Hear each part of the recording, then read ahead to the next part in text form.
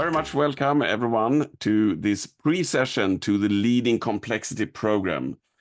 In the Leading Complexity program, let me see, we have a lot of very interesting speakers. For instance, we will have Gary Hamel as a starting session. We will then have Peter Block, who is been around for quite a while and having this new idea of the leaders being a convener.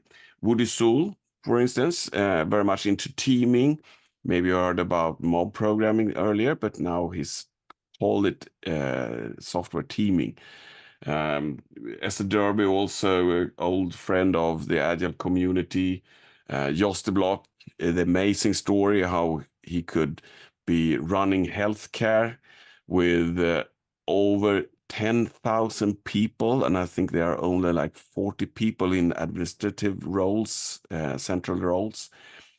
Fantastic. Henrik Knieberg will be talking about AI, of course. He's very famous with his video. In just a couple of months, he had more than 2 million viewers. I can just dream about that. We also have a very interesting person who was new for me, but now when I hear his story, I'm really interested to hear more. Nand Kashidhari, known for NKC, he was able to create a company creating rugs. And it's 40,000 people that he helped moving away from poverty into having a very nice, a much better life. So he's a social entrepreneur, and very much looking forward to hear more about his session. But the center today will be Sohrab. So thank you very much for joining us and sharing your wisdom about leadership. And I think you are the right person to introduce yourself. So I just hand it over to you. Sure. Thank you, Sohrab, for showing up. Yes, sure. Thanks for inviting me. And what a lineup you will have in the coming weeks. Thanks, Thomas, for setting this up to you and the team at CRISP. I'm very delighted to be a pre-session again, as I was, I think, last year or the year before that. I'll introduce myself in a few moments, but what I want to start with is a brief story. And the outcome of that story is basically the quote that you see here: being outraged is not enough. Now, one of the clients that I'm currently supporting is a 403-year-old company based out of Cologne, Germany. It's a publishing company that basically got started right after the Gutenberg press was invented. And for the past 403 years, they have been mainly in publishing. Now, all of you know what happened about 24, 25 years ago with the invention of the internet and the difficulties or challenges that almost every single publishing company was facing. And this company specifically decided to take a different route. Instead of trying to save their publishing business, they invested in a ton of startups, including a group of startups in the marketing technologies field and a lot of other areas. And the CEO himself has put out the slogan, they want to be an AI company.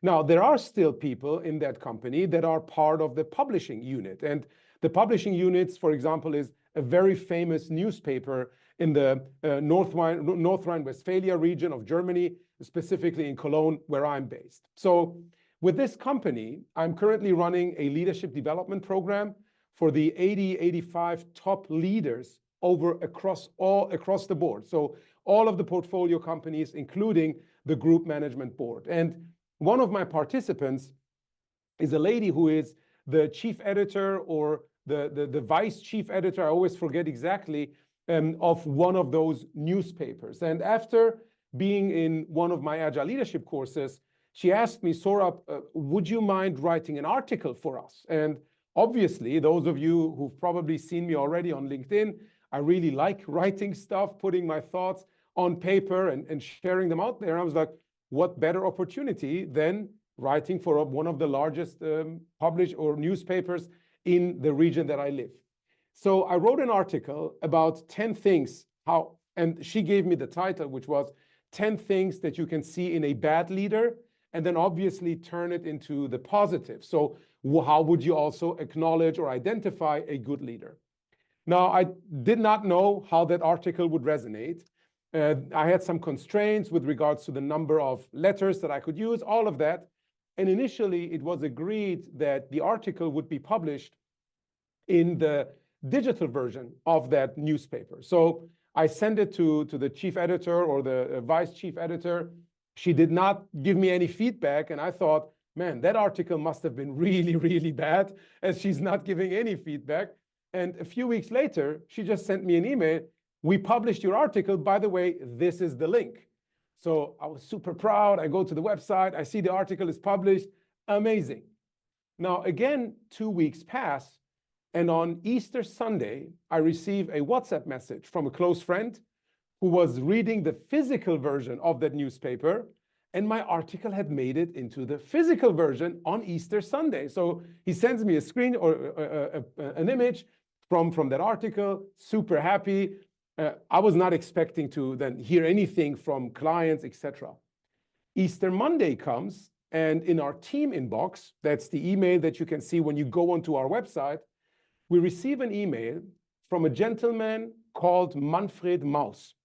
And if you are German or if you understand German, right, that name sounds suspicious. It could sound like someone wants to scam you. But my team member, Philip, made a quick research, and he figured out that Manfred Maus is an 89-year-old gentleman, and he is the founder of the hardware store chain OBI, O-B-I. Probably you have seen that hardware store chain in any of your countries. It is super big in Germany and many, many other countries. And this person was the founder. Now, why did he email us? Apparently, the article resonated so much with him that in his email he wrote, I'm very intrigued to getting to know Mr. Salimi better. He does not refer to first name basis, so he goes on the formal way like Mr. Salimi, and talk to him about the challenges of leadership in today's world and share my experiences, so his experiences of 89 years with me, basically. I was obviously super intrigued, super honored, reached out to him, and we met. We met in person a few weeks later, and in our conversation, that was one of those conversations where even someone like me, who is quite talkative, quite extroverted, decided to, man, in this conversation, you just have to listen. There's so much wisdom on the other side. Ask questions from time to time, but other than that, keep both of your ears open and listen to that amazing founder of an amazing company.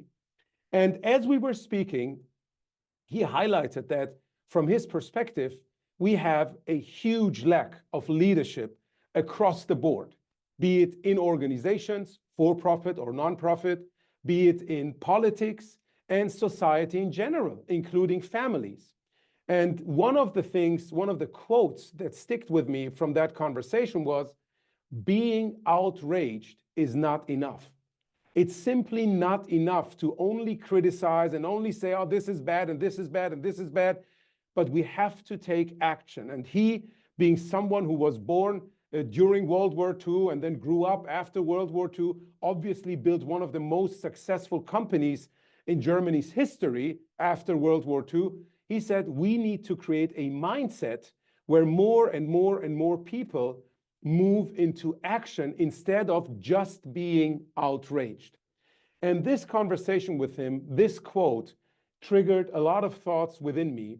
And it ultimately resulted in the model that I will make the center of today's talk for all of you, moving from a victim mindset to a shaper mindset. And now what victim and shaper mean, I will share that with you as we go, but keep this quote, being outraged is not enough, in your mind. So what will we talk about today? I will be presenting on the flip chart because I might add a few things on that. It makes it a bit simpler. And it hopefully gives you the feeling that we are in the same room, although we're not. So what I want to share with you today, number one, understanding the difference between victim and shaper. What do I mean by these terms? How can we make it tangible? Number two, once we understand what the differences are, how do we move from victim to shaper? And especially as leaders, what is our role in helping others move from victim to shaper? Number three, realizing that any kind of change, the changes that we go through ourselves, but also the changes that our teams go through, will be really hard. And accepting it does not mean resignating in terms of the change. Number four, grasping the implications of when we make the decision to become a shaper, of taking action. What does that actually mean? And obviously, across all of these, I will share a bunch of stories similar to the one that I just shared with you. And ultimately, if we still have time, and I hope to get there, I will try to put all of this into perspective. Now, let's get started. I mentioned earlier, I will share with you a few things about myself. Who am I? You can see my name in the recording. My name is Sohrab Salimi. I'm the founder and CEO of a company called Scrum Academy, based out of Cologne in Germany. We operate a platform which is much broader than the name of our company. And that platform, very innovative, very intelligently chosen, is called Agile Academy. Obviously, I'm joking, but that's the real name. Now, where do I come from initially? I started out as a medical doctor, studied in both Germany and the US. After finishing my medical degree, I decided to do something else, not to go work in the hospital for the next 40, 45 years of my life, as I was still pretty young. I thought I could still expand my horizon. I moved into management consulting, worked almost 3 years for a management consulting firm called Bain & Company. And during my time at Bain, I not only got to learn the tools of any good management consultant, which is Excel and PowerPoint, but I also learned a few skills on how to work with organizations, especially top management. After 3 years at Bain, I decided to leave management consulting, go on the entrepreneurial path, not only be the person who does the presentation and conceptualizing and thinking, but actually go into operations, learn where the difference is between theory and practice. And Thomas, you mentioned earlier, Henrik Knieberg, one of the quotes that I always take from Henrik, and maybe he's not even the inventor of that, but I heard it first from him, is, in theory, there's no difference between theory and practice. In practice, there is. And this is what I wanted to basically experience myself. So I started my first company, the first of many, and also supported my parents' IT consulting company in their internal transformation towards moving from the traditional waterfall model of development of software to agile software development. Now, ever since 2015, thanks to great mentors, including Henrik Knieberg, I became a certified Scrum trainer, and I've been spending roughly 50% of my time teaching or giving talks similar to this one. My teaching is now mostly focused on the leadership topic, because there are so many people out there that can deliver great Scrum Master and product owner courses, but on the leadership side, there's still not enough of us. And this is where I believe I can create the most value with the time that I spent. And the rest of my time, I actually spent helping organizations implement everything that we talk about in theory into practice. So I never lose touch to being in the trenches, including building products and services of our own in our own company. And one of our latest products, again referring to Henrik Knieberg, is an AI coach for agile topics. And that AI coach is also called Henrik, as an homage. Yeah, Thomas, you didn't know that one. That's a surprise to you. So you can all try it out. Just go to our website. You can go on the waiting list. It's absolutely free. Play around with the tool. My team will give you very quick access. And then I'm really curious to get your feedback. Now, enough about me. Let's dive into the topic. And the very first thing, in order to understand the difference between victim and shaper, I want to share two stories with you. And both of them, similar to many stories that I share, are from a personal perspective, like personal experience, many things happening in my family. The first story is about my son. My son is 10 years old. He has been playing football, the European version of that. So any Americans here, soccer, right? Football ever since he was 5 years old. He loves the sport and he wants to turn pro. Now, he plays 5, sometimes 6 times a week, but the team that he's on has twice a week practice. Nevertheless, last season, the team was really good, and they managed to get into the second highest league of youth players of their age in the region that we are. And as part of being in that second highest league, they play against a ton of other great teams. And in their season opening match, which was a few weeks ago, they played Fortuna Köln. Anybody who is from this area knows that they are like a club with a lot of history, great youth development program and all of that. And my son's team got smashed, 11-0, right? Now, the question, and I would ask you, like when I put out questions, you can feel free to put your response into the chat so that you don't end up on the recording. And I will obviously repeat to the audience that only watches the recording what your responses were. My question to you is, what would you tell your child after such a defeat? Remember, they got smashed 11-0. What would you tell your child after such a defeat?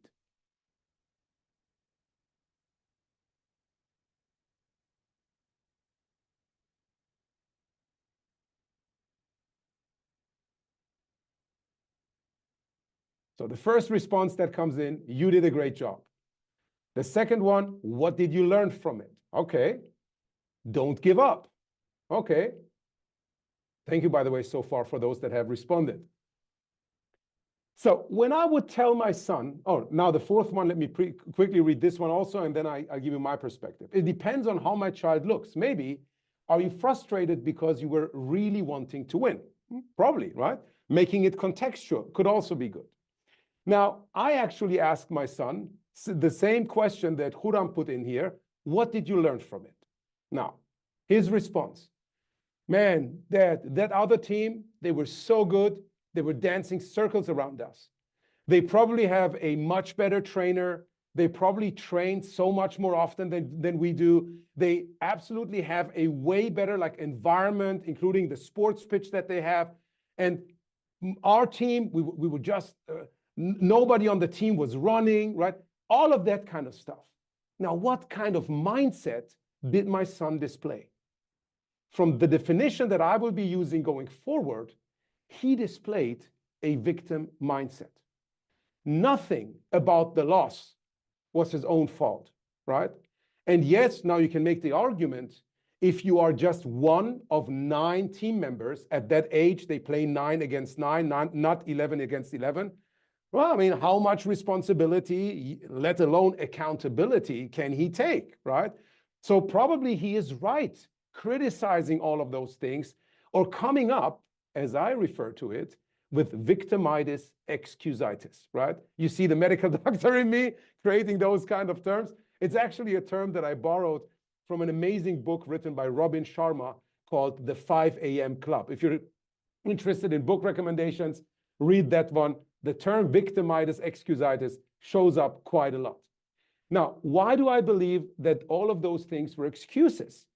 Because he did not go into thinking, what could he have done differently?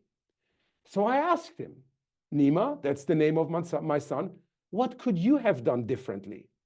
And the victimitis, excusitis mindset immediately showed up again. He's like, nothing. I could not do anything, right?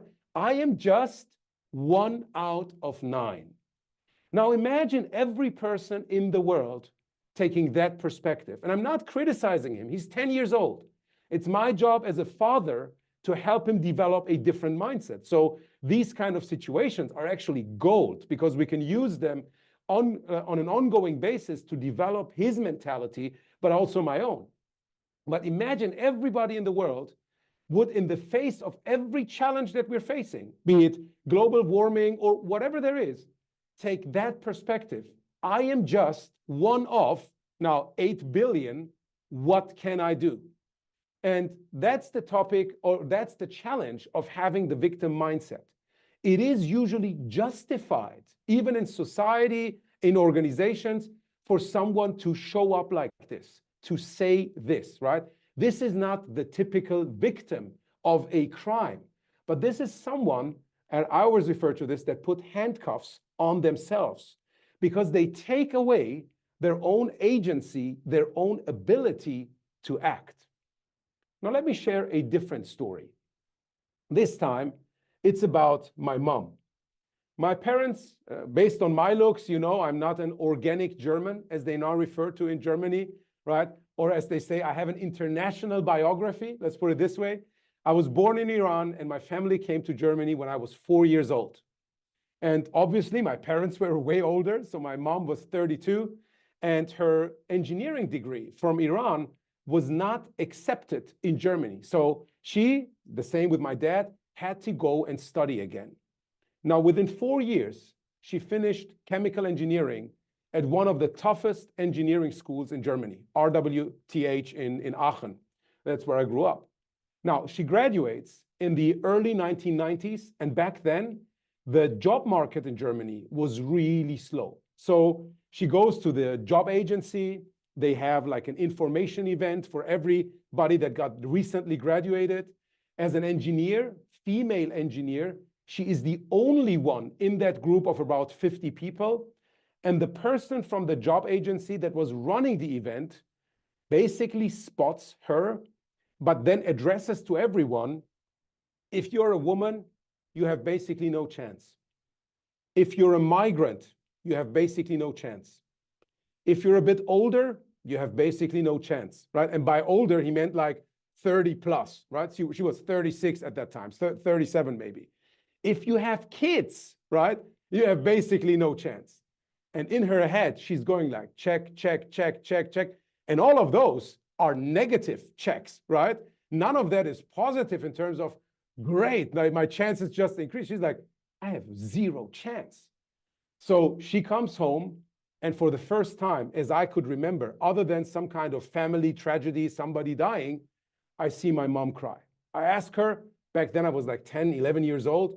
I ask her, Mom, everything okay? She's like, we'll talk later. So my dad arrives a few hours later. We had a small apartment back then. Both of my parents were living on a student budget. They go into the kitchen, and my sister and I could hear everything. And again, she bursts out. She shares that story with my dad. That's how I got to know it. And then he asks just one question. Are you ready to give up? Or are you going to fight? What can you do about it? And her response was, I am not done fighting yet. So a very different mindset, obviously way older than my son, but displayed in a way more difficult situation, right? And she was always, up to this day, right, focused on what is it that I can do? And with not having the illusion that she can change everything, but understanding and really believing that she can change something, right? And based on that belief, taking the agency and moving forward. Now, let's dive into the model. When we look at victim and shaper, both of these are the result of the following model. I took some inspiration from a guy called Shreyas Doshi. If you're into product and you're not following him already, he's a great guy to follow, both on X and especially on LinkedIn. And in that model, I just replaced some of the terms here and to some extent also the axis. So on the one hand, we have ability, right? How much skill, talent, whatever, competence does someone bring to the table? On the other axis, vertical, we have agency. How proactive is someone? And based on these two axes, we have 4 quadrants. After all, I'm a management consultant by training, so 2x2s are my thing. Down here, bottom left, low ability, low agency, I refer to those people as losers. Obviously, nobody wants to be a loser. Nobody wants to work with a loser. Nobody wants to recruit a loser, right? So we leave them out of the picture. The rebels are the ones that usually show a lot of agency, right? Proactive, they try to do things, they want to change, but they might lack ability, right? Now, what you do with a rebel, if you happen to manage one of them as a more senior person and they just came into your organization, you obviously try to take them from rebel to shaper. And you can do that by teaching them the ability. And ability is about giving them the context within which your organization operates, teaching them concrete skills, competencies, right? Helping them actually develop the ability.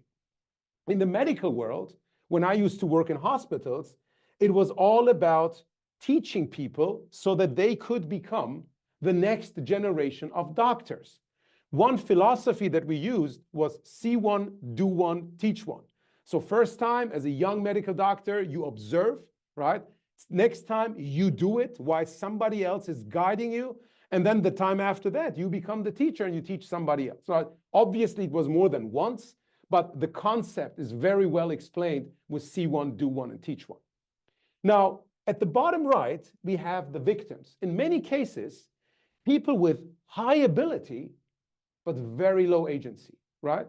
And these victims, they become the problem in almost any form of organizational change, be it an agile transformation, as a lot of organizations are going through, a business model transformation towards embracing the digital technologies, AI out there, and so on and so forth, because they always take a back seat.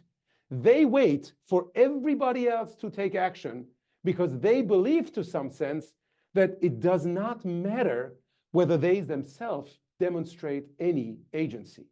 Now, a shaper, in contrast to that, believes that they can always make a difference. And with the ability that they have, the agency that they display, in many cases, they are actually successful. Now, the mindset shifts that we see between victim and shaper are the following. When victims speak, they talk about things that are happening to them. Remember my son? Oh, the opponent was dancing circles around us, right? Whereas if shapers speak, they talk about things that are happening by them. So my son could have said, we were way too passive, right? And one of the questions I asked my son was, did you commit any fouls? He said, no. Did you get any yellow cards? He said, no, very quickly. So it was very clear that their team was not playing aggressive enough, right? So it was not happening to them based on their low display of agency. They were basically there, right? Their heads were down, all of that. The next mindset shift is from feeling powerless, right? I have no power about that, to feeling powerful. Always looking at what is it that I can do in order to make a difference. And ultimately, that results in the third mindset, the shift from being passive to taking action, which is basically then displaying agency. Now, getting back to my mom, that's what she did. She realized that in the chemical engineering space, she would probably not be successful because back then, I mean, Germany had no oil, no gas. Us being from Iran, this was one of the reasons she had selected that subject in the first place. All the coal mines were being closed down, so no need for that. She made a transition into the IT space, found a really, really good job as an IT consultant, and then a few years later, with my dad together, founded their own company, which then they grew to 40 people, right? Victim versus shaper. Now, one of the quotes that I'd like to close this first section with is from my dad, which really displays how we can demonstrate agency. He always shared with me when he was trying to acquire a new client, and his mindset was, when they walk you out of the door, find the window to get back in, right? And to this date, when I try to acquire a new client, does not mean that I break in somewhere, right? But that I look at every opportunity on how we can get involved with that client. How can we get engaged? What is it that I can do? Is there a session that I can run with them? Can we demonstrate a good case study about this? Can we get a referral from somebody else, right? And what is it that we can do in the short term, in the midterm, in the long term? But always thinking about what is it that we can do and not complaining, oh, the client just doesn't get it, they have been bribed, or whatever, right? Move from victim to shaper. Now, moving on to the next story. As part of the work that I do, I mentioned earlier that we now support a lot of organizations on their transformation journey. one of the clients that I'm supporting is a large retailer. And that retailer is amazing. They have almost a 100-year history. They have been really strong in terms of doing that transformation. And as part of that, given they have a long-term focus, we already see some results. But we've also see a few things that might, at least from my perspective, are not ideal. So let me share a story with you. One of the leaders that I work with in that organization, let's call her Diana, has the challenge that within their organization, in the past, they were very well respected because of their attention to detail, right? Being really meticulous, pointing out things like a double space in a PowerPoint or any other type of attention to detail that you can display. Now, moving towards more agile ways of working, from time to time, that leader, right, Diana, has received some feedback from other people in the organization being too critical, right? Not having the right mindset in terms of like not the right agile mindset. And what happened was that Diana dialed it down a bit. And in our coaching sessions, I was talking to her and I said, Diana, you don't have to dial down your ability to criticize. What you have to develop is something else, right? Because dialing down your ability to criticize basically means I am seen as somebody who is too critical, right? People perceive me this way. I am the victim. Instead of taking an action to change something for the better, I actually change something for the worse. What do I mean by that? Another 2x2 from the consultant. The model that I want to share with you here is how I look at the key roles of any leader in any organization. And leaders could be formal and informal leaders. So people that have direct reports, but also scrum masters, product owners, whatever informal leadership there is. And when we look at this, on the one hand, we have the ability to challenge someone. On the other, the ability to support someone. If you are down here, low challenge, low support, I refer to you as a neglector. If you are no challenge, high support, I refer to you as a comforter. High challenge, low support is a critic, and then high challenge, high support, Thomas, probably you're also familiar with the term, the catalyst leader, right? Now, as we mentioned earlier, Diana was down here. Now, you can look at this and say, of course, right? It's not ideal because ultimately we want people to be up there, right? We want people to be high challenge, high support, and Diana is currently right here. Now, why did Diana, instead of moving up there, dial down their criticism and ultimately became a neglector? What do you think? Take a moment, write it in the chat.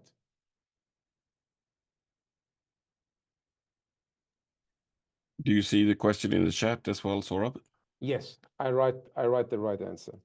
Thank you.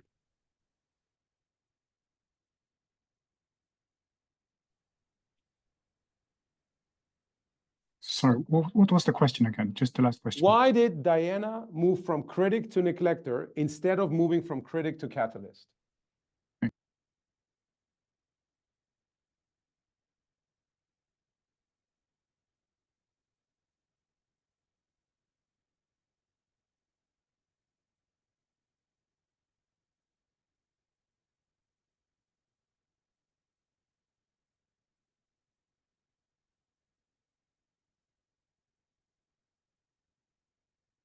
No idea right now. No problem. So let me share a few things with you. Number one, when we criticize people in terms of any skill or characteristic that they display, and we don't show them how they can do it differently, the natural reaction is to just do less of what we're criticizing.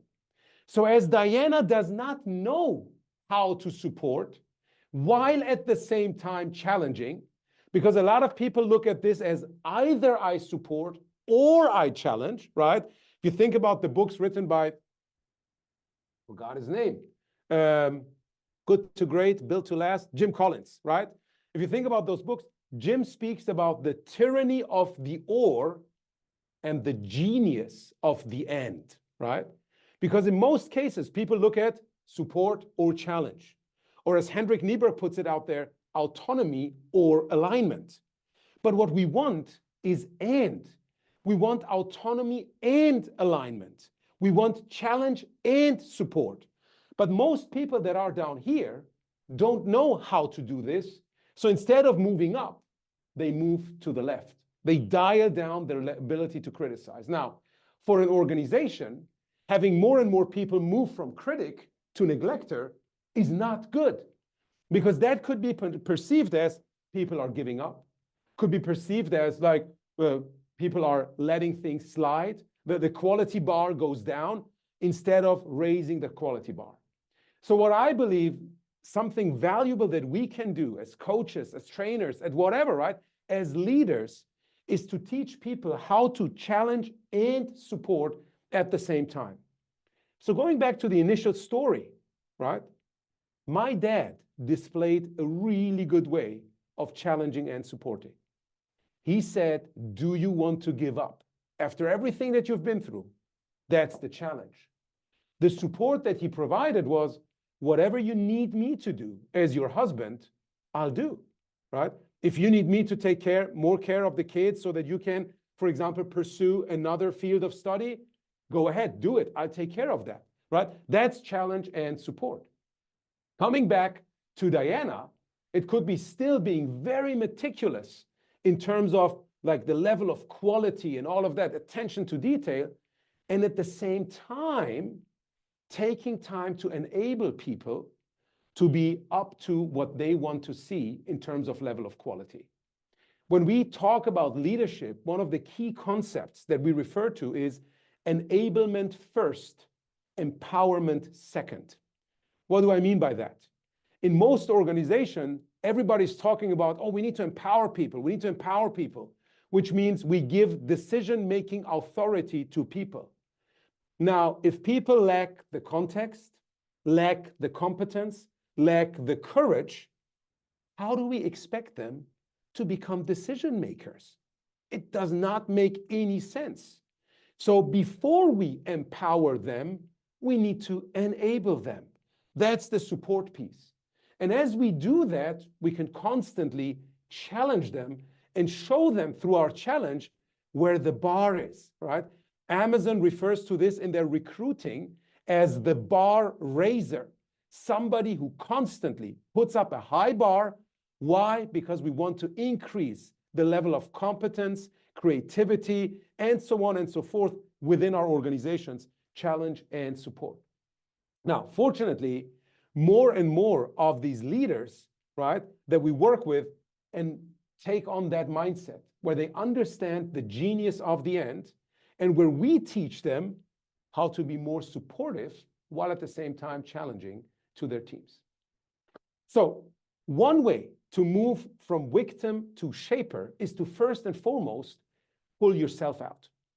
If we don't understand, if we don't acknowledge where we ourselves, and everybody does that, right? We might be a shaper in one area and a victim in another area. And once we spot that, once we have the awareness for that, it is our job to pull ourselves out. Now, once we do that, we role model the behavior. We demonstrate to people that we constantly ask, what is it that I can do? We can also help others do that. So the challenge would be, what is it that you can do when people show up to you? And the support would be, let's go into solutionizing together. So one of the techniques that I share, for example, in my Agile Leadership course, and Thomas, you're probably familiar with that as well because it's from Bill Joyner, the catalyst conversation is nothing short but challenge and support, right? In a very simple tool, in a very simple conversation style. If you don't know how it works, look it up or attend one of the courses that either of us run. Now, as we have established a few ideas on how to move into becoming more of a shaper, we have to think about transformations. Now, transformations are usually quite hard. And in one of the sessions that I was running, a course participant in day 2 of our course, at some point she raised her hand. Her name was Sue. And Sue asked, Sohrab, why is it so hard? Why can't it be any smoother? As I usually do, I threw the question back at the course and asked everyone, like, what would you respond to Sue? And everybody was thinking, nobody had a real answer. And I just said, anything meaningful in life, right? Anything that we want to achieve is hard, anything. But the important thing is we also have to acknowledge that if we don't aim for the hard thing, it will still be hard, just in a different way. Let me give you a few examples. Aligning on a vision for a company, an organizational unit, or a product is hard. If we don't align on a vision for a company, an organizational unit, or a product, it's also hard because on a daily basis, teams, individuals will be working on completely different things, and there will be a lot of friction, and everybody will be frustrated. It's hard, right? So both of them are hard. We have to choose our hard. Next, collaborating across the organization. Really hard. If you just look at how many scaling frameworks there are, forget about the agile ones, right? There's so many ways of how you can set up an organization in order to maximize value for customers or maximize efficiency or whatever, right? All of that, doing that, having everybody be disciplined is hard. But if we don't do that, and everybody works in the way they believe is the right thing to do, it's also hard, right? Choose your hard. Getting customer feedback. The first time you show a product to a customer, I love this quote from Mike Tyson, right? Everybody has a plan until you punch them in the face. It feels like that because suddenly all the assumptions you had in your mind, they just break down like a house of cards. So getting that feedback is hard. But if you don't get that feedback and build on those assumptions that you have not validated, ultimately, you will build something that no user wanted. And getting to that realization after 2 years and 10 million euros or whatever you've spent, very hard, right? So in that case as well, choose your heart. And ultimately, changing our organizations to whatever direction we believe is now necessary, as what I'm doing, for example, with that retailer or with that publishing company, any form of change, as Sue had rightfully identified, is hard. But if we don't change our organizations for different ways of working, we will probably also not get any other outcomes. Choose your hard. Now, one of the favorite quotes I've heard in that space is from a long-term mentor of mine, Daryl Rigby, who is the head of Agile and Innovation Practice at Bain, my former employer. And Daryl always says to clients who say, we really don't know if we need innovation, it's really hard. He says, if you believe innovation is hard, try stagnation, right? For almost every CEO, they're like, oh my God, we cannot stagnate. We need to change. And that quote really triggers that step. Now, what I want to do, as we have established, right, what is a victim, what is a shaper, a few things, how we can pull ourselves out of that victim mode, also understanding or acknowledging that it is hard, which does not mean that we resignate, but acceptance is the first step towards actually displaying agency. I want to show you what are the implications of us taking action. Now, some of you might know Brian Chesky as the founder and CEO of Airbnb. A few weeks ago, Brian gave a talk about founder mode, right? How he believes that it was necessary that as a founder, he stepped back in more and more into the organization, as at the beginning of COVID, Airbnb had lost 80% of their revenues, right?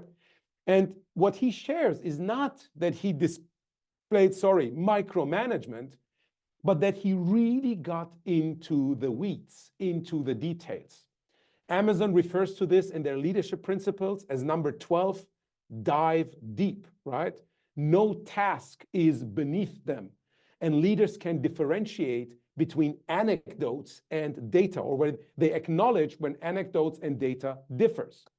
So Brian shares this story on how he, stepping back in as a founder and CEO and being so much more in the weeds, transformed Airbnb. And as part of that, of course, during COVID, it was hard.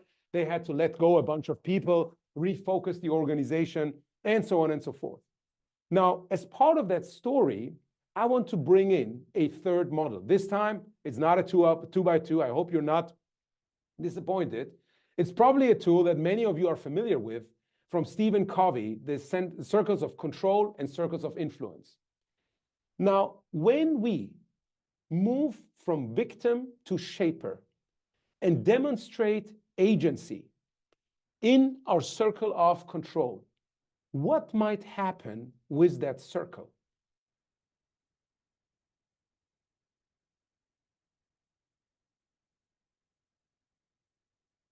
Any ideas? Get bigger, right? So that circle might or probably will expand, right? As we take action, let's make it concrete. You are someone in the organization, maybe you're not at the very top, but there's a challenge in the org. You identify that challenge, you come up with the solution, you work on it. Now, what will your boss do in the future? A good boss. They will probably say, hey, this Thomas guy, he not only is very able or capable of doing stuff, he also demonstrates the right level of agency or proactivity. In the future, let's give him more decision-making authority, which means our circle of control just got bigger, right? It expanded. On the other hand, if we demonstrate a victim's mindset, what happens? It gets smaller. So every time, and this is why I say we're putting handcuffs on ourselves, every time we move into victim mode, our circle of control gets smaller. And the same applies to our circle of influence. If we do a really good job by presenting to our organizational units head, right? He might say, hey, next time we're presenting to the CEO, I want you to be there. Now, the CEO really enjoys how you present stuff, right? And help them make a decision, which means you are not making that decision, but you're influencing that decision. That same CEO might say, next time, I want you to present to the board of directors. Again, your circle of influence expands. On the contrary, if we display the victim mindset, both circles become smaller, become tighter, like the handcuffs that we're putting on our hands. So when we think about moving from victim to shaper, it's not only for us to understand, like now we can do stuff and get more acknowledgement and all of that. It's also something where we change the culture of an organization. One of my favorite quotes on culture, because culture, in many cases, is not tangible. If we talk about culture as our shared values or whatever, is not really tangible. One of my favorite definitions is culture is the next 5 minutes. How we show up in the next 5 minutes determines to some extent, changes to some extent, the culture of an organization. So when we decide to be a shaper, we not only role model that behavior and not only change or expand our circles of control and influence, we also change the culture of our organization. Now, going back to the very first story of my son that I shared with you, you've probably seen football matches where one team is almost getting smashed, right? And then one player, just one, says, this is enough, right? Being outraged is not enough. We have to take action. And that one player decides to take action. It could be a tackle that they do. It could be arguing with the referee. It could be like screaming really loud at his team members or whatever. And I'm not encouraging anybody, right, to show or to tackle somebody at work or like scream at your employees or your colleagues. But on the football pitch is different. And that change in behavior, it's not even the next 5 minutes. It's the next 90 seconds is infectious. If we move from victim to shaper, it's infectious.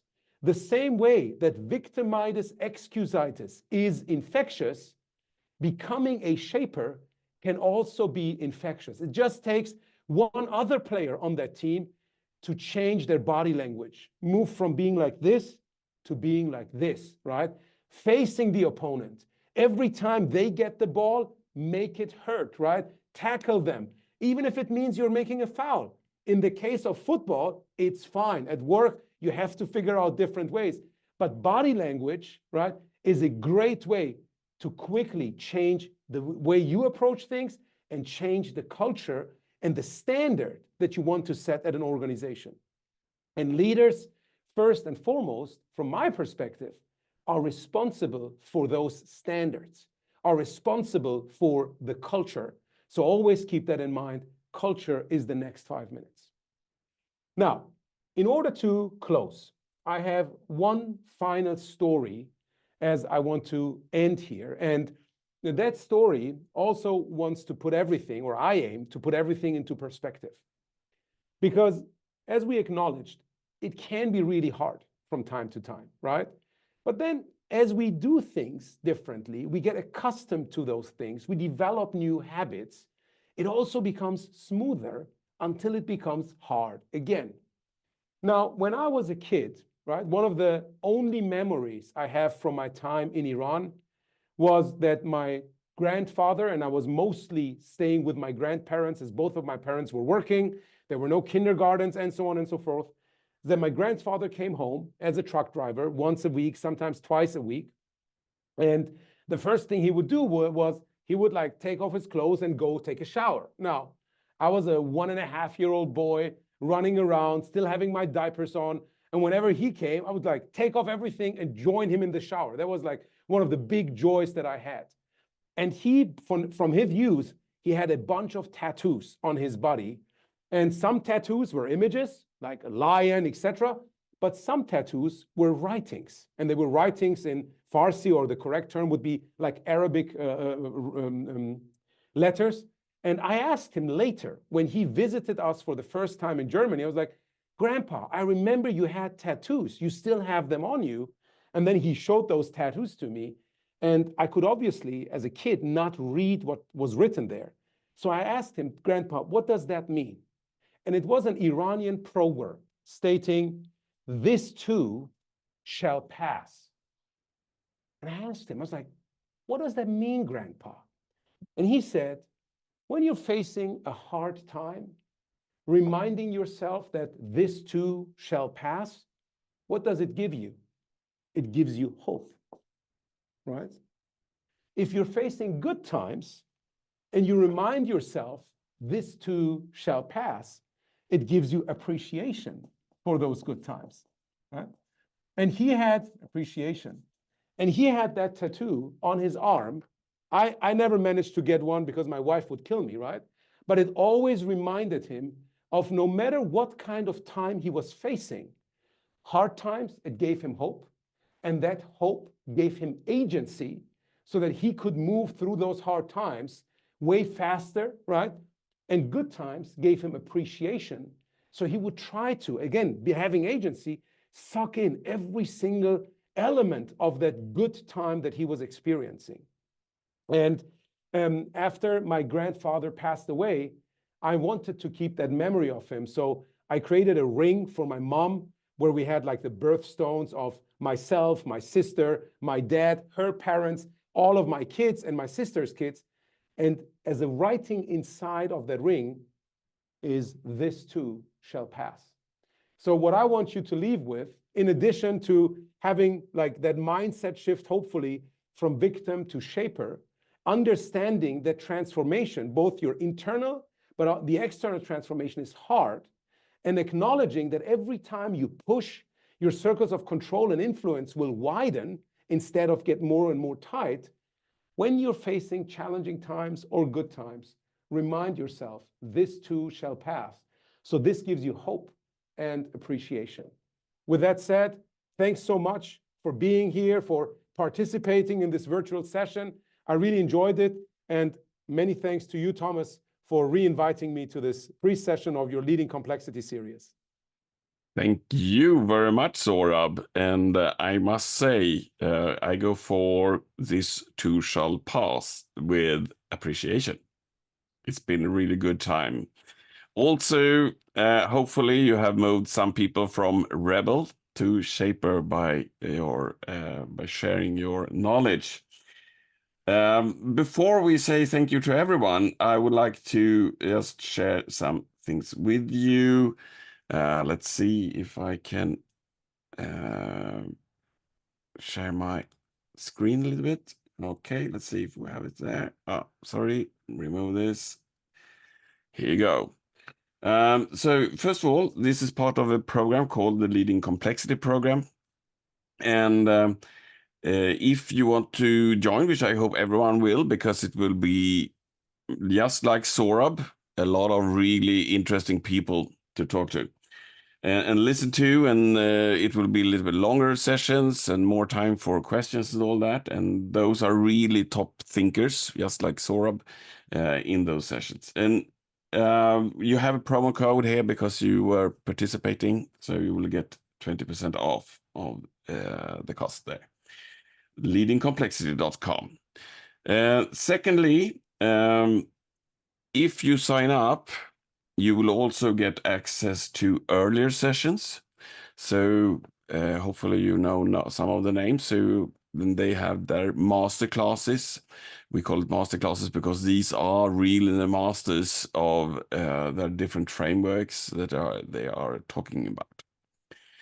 If you want to learn more, you could also listen into the Leading Complexity podcasts that I and my colleague Michael Göte is running, where we are interviewing a lot of interesting people and we are also explaining a little bit about their concepts. So by that, I just want to say thank you very much, Sohrab, for having a great time together with us. And thank you, everyone, showing up, and have a very nice rest of the day.